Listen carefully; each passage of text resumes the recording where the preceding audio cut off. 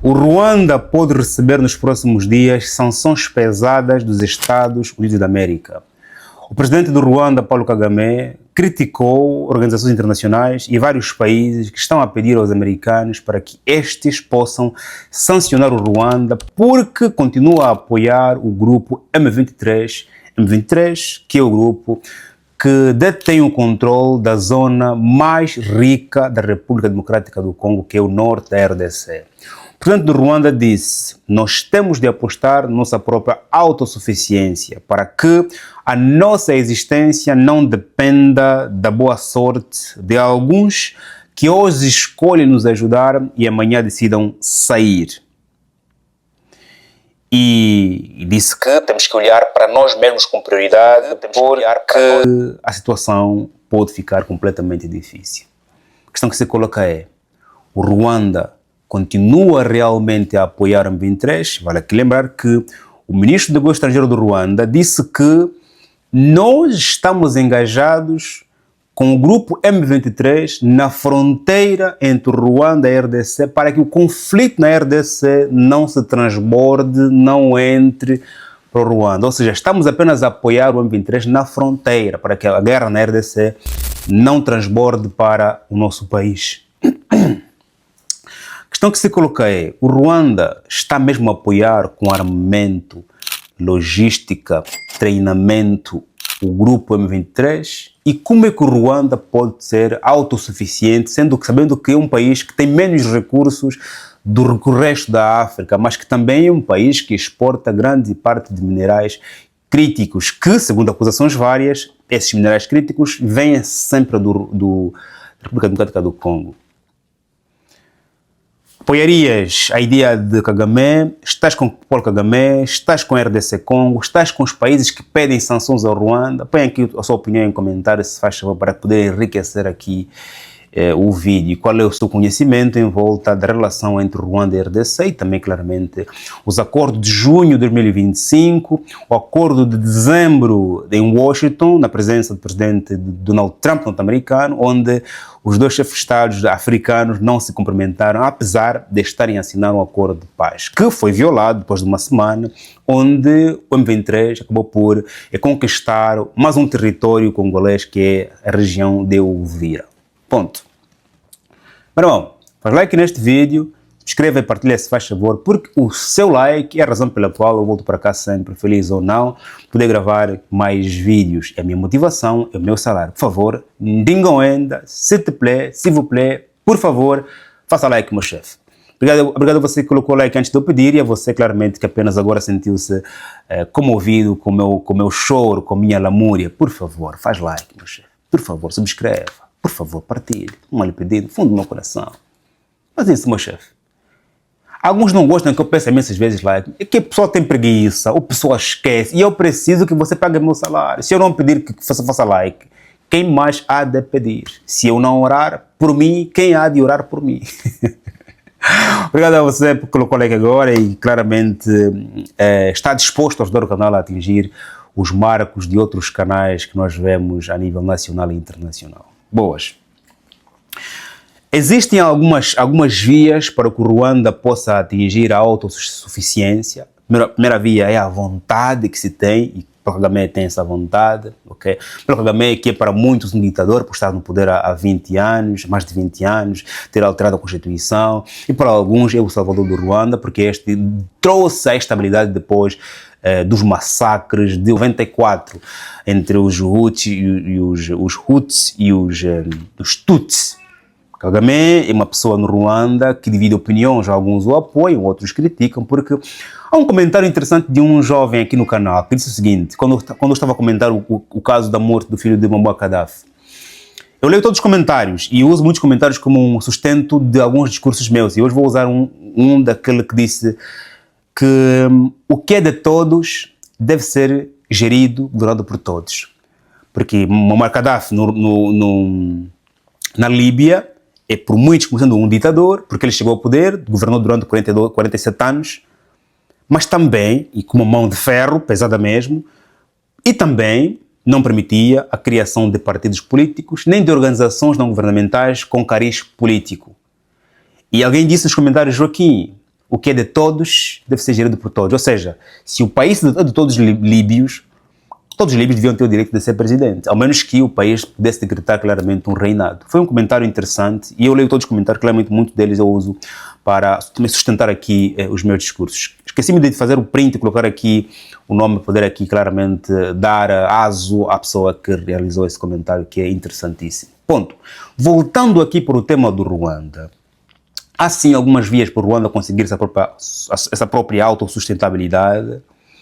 Acima de tudo, precisamos olhar pelas acusações. O Ruanda é acusado de, segundo imagens, satélites da ONU, a ONU diz que, no seu direito internacional, que qualquer país que apoiar uma guerra em outro país, sem aquele país ameaçar a sua própria integridade, esse país deve ser considerado criminoso, deve ser sancionado. E o Ruanda está neste diapasão, tido como sendo um país que está a dar treinamento, dar alimentação, dar armamento, a dar suporte e até uma inteligência ao grupo M23. Tanto que o M23 é para a ONU um grupo rebelde. M23 que detém o maior pedaço de terras ricas da RDC Congo. No entanto, se existem parceiros internacionais que querem fazer negócios imensos na RDC e aquela região está com um grupo, que é o chamado grupo rebelde, e que tem relações estreitas com o Ruanda, e que o Ruanda lhe está a apoiar, segundo informações aqui, também segundo fotografias da ONU via satélite, de que há sim provas. O Ruanda apenas disse que está a apoiar na fronteira para que não entre a guerra, mas continua a negar a sua existência lá dentro, mas também participou do acordo de paz, o que é muito complicado de compreender. Então você não está a apoiar, não estás na guerra, mas participas do acordo de paz, diz estar apenas na fronteira. Está claro que o Ruanda está a dar o seu apoio à RDC e o Ruanda também é acusado de, claramente, exportar recursos minerais críticos de proveniência do Congo, mas claramente o Ruanda diz que são explorados na sua própria região. O Ruanda, que segundo estudos vários, não tem tantos recursos críticos, o cobalto, o coltão, o ouro, como se vê exportar para o resto do mundo. Tanto que dizem que o M23 explora na RDC aquelas regiões e por ser um grupo rebelde, por ser um grupo sancionado, exporta esses recursos por via do Ruanda com made in Ruanda. Razão pela qual o Ruanda está aqui nestas críticas. Ok, tu não tens recursos, mas dizes que tens. Mas o M23 exporta esses recursos naturais. O M23 que está no controle das minas mais ricas da RDC.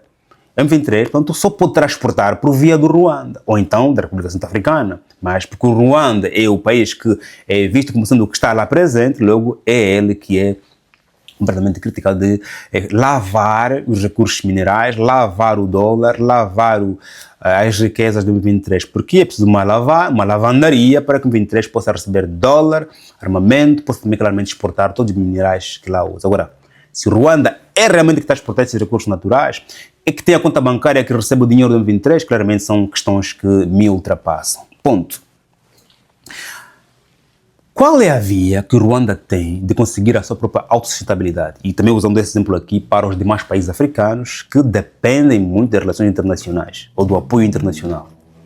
Temos que lembrar, antes de tudo, que hoje é quase que impossível um país ser completamente independente, porque os negócios vários se fazem sempre por meio de cooperações. Tanto esse próprio cobalto, o próprio lítio, o próprio ouro e a prata, que é ali explorado, ganha-se mais, consegue-se enriquecer o país exportando para o resto do mundo, porque lá onde estão os consumidores, a África, infelizmente, ainda precisa de mais emprego, mais formação, para que vocês possam atingir classes econômicas mais avantajadas e assim poder consumir o carro, o telemóvel, os iPhones, os computadores que são produzidos ou criados com recursos advindos da África. Ponto. Mas o Ruanda, se realmente está beneficiado desses recursos naturais, nesse curto espaço de tempo, podia aproveitar e investir em setores importantes, como por exemplo, o setor financeiro, o setor de tecnologia, usando o dinheiro a vir desta ali, se é dinheiro limpo, dinheiro sujo, não está ali, para apoiar, para apostar na educação. Aliás, já aposta muito na defesa.